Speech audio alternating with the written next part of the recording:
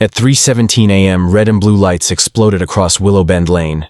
And it all started because of a garden gnome. Most people would laugh at such a sentence. But not in our neighborhood. And definitely not when Karen Thompson lived 3 doors down. Karen wasn't just dramatic.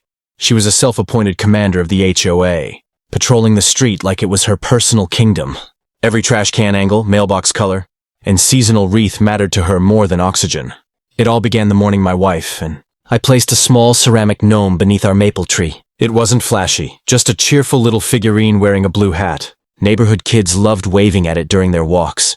But to Karen, it was an abomination, an insult to the community aesthetic, and a threat, almost equivalent to national security. She marched to our porch that afternoon, clipboard in hand, face tense like she'd been chewing lemons for decades. She didn't knock. She hammered, demanding its immediate removal. We politely declined, assuming the issue would dissolve. Instead, she went nuclear. That evening, she emailed the entire HOA board, attaching grainy, zoomed-in photos of the gnome like it was a wanted criminal. She claimed it was harboring recording devices, inviting criminal behavior, and lowering property values. Everyone ignored her until she escalated beyond imagination.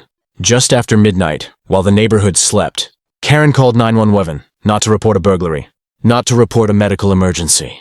No, she claimed there was a suspicious explosive device in our yard. According to later reports, she insisted terrorists had planted it. She gave our address calmly, like she was ordering takeout.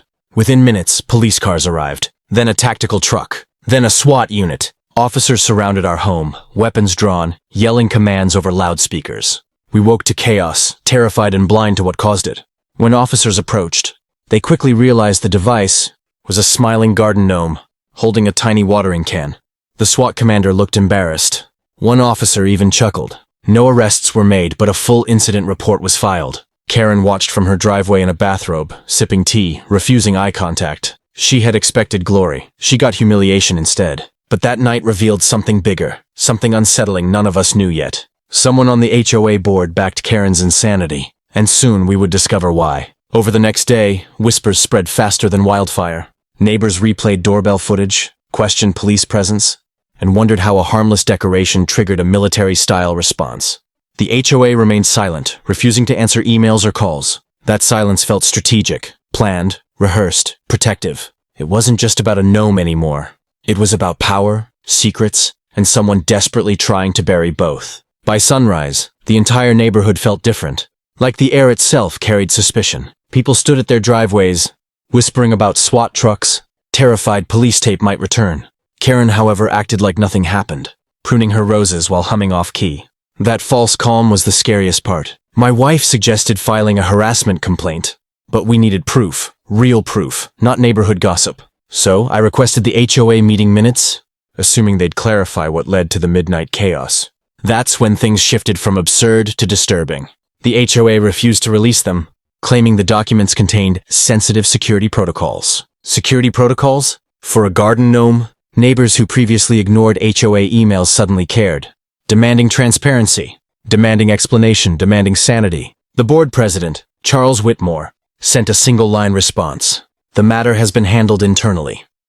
Handled meant buried, silenced, rewritten. That's when our neighbor, Evelyn Parker, knocked on our door with a manila folder clutched like a life preserver. Inside were HOA violation notices, hundreds, almost all targeting the same families. Karen personally disliked. Each one included her signature, not the board's, not the HOA manager's, just hers. Some notices carried fines exceeding $12,000. Over lawn heights, mailbox fonts, even chalk drawings on sidewalks. Karen didn't just enforce rules, she weaponized them. But the final document shook us. A reimbursement check issued to Karen from the HOA funds, labeled Community Safety Services. They were paying her to harass us. Or worse, they were paying her to silence someone. Evelyn leaned in, voice trembling, and said, "This started long before your gnome, and it's about to get uglier." Before we could process, Karen's SUV rolled past our house slower than usual. Windows down, eyes watching. She knew we knew. That night I set up cameras, backed up files, and locked every door twice, unsure whether we were paranoid or finally awake. Because if a harmless gnome triggered SWAT, what would exposing corruption trigger? Something told us Karen wasn't the mastermind. She was just the attack dog. And whoever she was protecting had far more to lose. The real threat hadn't revealed itself yet. but we could feel it tightening around the neighborhood like a noose. We just didn't know the truth was already recorded, stored, and hidden in the most unexpected place, waiting to be found.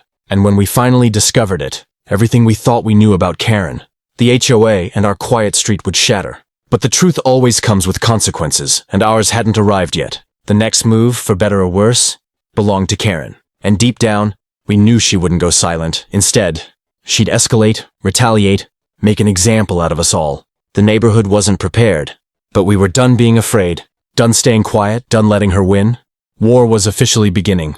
Now, 3 days after the SWAT incident, the neighborhood looked normal again, but everyone felt the tension crawling beneath the calm. Even the birds sounded cautious. Karen hadn't confronted us, but she didn't need to. Her silence was louder than any screaming fit. She was waiting, calculating, sharpening whatever came next. Then, on Thursday afternoon, Evelyn texted us a single sentence. "Get to my garage now." No explanation, no context, just urgency. We hurried over, hearts racing, half expecting Karen to jump out from behind trash cans with a megaphone. Instead, Evelyn stood beside an old desktop computer, dust glowing in the sunlight. She said she'd recovered deleted HOA emails from a flash drive accidentally dropped during the last board meeting. Someone must have bumped the table, sending it skidding under a cabinet. She found it while sweeping. We thought maybe it would contain petty complaints or budget updates, nothing explosive. We were wrong. Evelyn clicked a folder labeled "Confidential, do not distribute," and suddenly the room felt colder.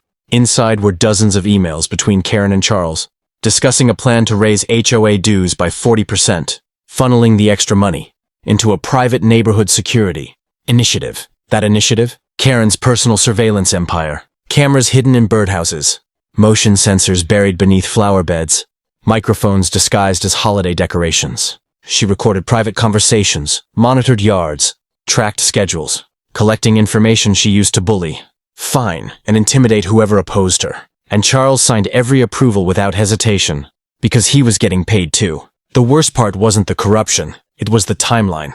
The emails mentioned the SWAT call 3 weeks before we ever placed the Gnome. Karen had already planned a dramatic security demonstration to scare homeowners into supporting the dues increase. Our Gnome wasn't the cause, it was the excuse. We sat in stunned silence, realizing we weren't dealing with an unstable neighbor. We were dealing with a coordinated scam, and scams unravel when exposed. Evelyn suggested presenting the evidence at the upcoming HOA meeting, but Karen wasn't stupid. She'd fight, manipulate, deny, rewrite reality until people believed her. But before we could plan anything, a loud crash shattered the moment. Evelyn's garage door had slammed shut on its own, locking us inside. We froze, hearts pounding, knowing exactly who was behind it. Through the small window, we saw Karen standing in the driveway, smiling like she'd already won. In that instant, we understood something terrifying. Karen wasn't afraid of exposure. She believed she was untouchable, and people who think they can't fall usually hit the hardest. We needed courage, strategy, backup, and undeniable proof. Because wasn't the climax, it was the warning. We just didn't realize the next move wouldn't come from us. It would come from someone we never suspected at all ever. Karen didn't speak first. For the first time in HOA history, she was silent, gripping the podium like it was the only thing keeping her upright. The community center buzzed with restless neighbors, cell phones recording, eyes sharp, knowing tonight wouldn't end with polite handshakes or hollow apologies. It was confrontation disguised as order, justice pretending to wait patiently. Evelyn placed the flash drive on the table like a ticking bomb. Charles flinched. Karen's jaw tightened. Nobody expected anyone to challenge them publicly, until now. My wife read the emails aloud, every approval form, every reimbursement check, every surveillance request. The room didn't gasp. They simmered, furious, betrayed, awakened. Charles tried spinning excuses, misinterpretation, financial necessity, community protection. But the receipts didn't lie, and neither did the footage Evelyn displayed next. Doorbell videos, timestamps, locations, Karen trespassing into yards, measuring porches, photographing through windows, installing cameras without consent. Every clip proved she believed she owned us. Still, Karen didn't crumble. She smirked. "You're welcome," she said, as if madness were charity. She claimed she prevented crime, saved families, preserved property values. She insisted she deserved payment, praise, authority. But the crowd didn't cheer. They recoiled. Fear transformed into collective disgust, and disgust into action. A motion to remove the entire HOA board was filed on the spot.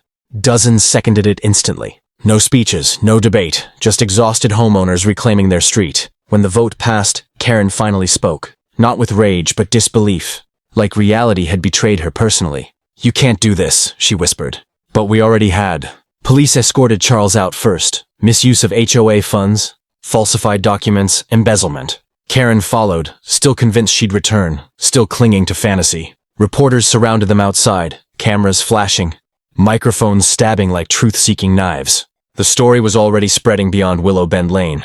Neighbors hugged, kids played again. The street breathed for the first time in years. For us, the Gnome remained exactly where it started, smiling beneath the maple tree. No longer a symbol of chaos, but of resistance. Something tiny had revealed something massive, and the neighborhood learned it would never be silenced again. Karen eventually moved away. No forwarding address, no goodbye, just silence. Some say she still believes she was right. Maybe she does. But truth doesn't need her permission to exist. And power built on fear always collapses eventually. Sometimes because of lawyers. Sometimes because of neighbors. Sometimes because of a garden gnome. Now, when I walk past that little ceramic figure, I remember the night SWAT surrounded our house. And I laugh, not because it was funny, but because it proved something important. Communities win when they stand together. Bullies lose when they're outnumbered. And sometimes, justice begins with something small enough to fit in your hand. And thankfully, this neighborhood never forgot that lesson again forever. If you enjoyed this story, don't forget to hit like, drop a comment with your thoughts, and subscribe so you don't miss our next shocking HOA story.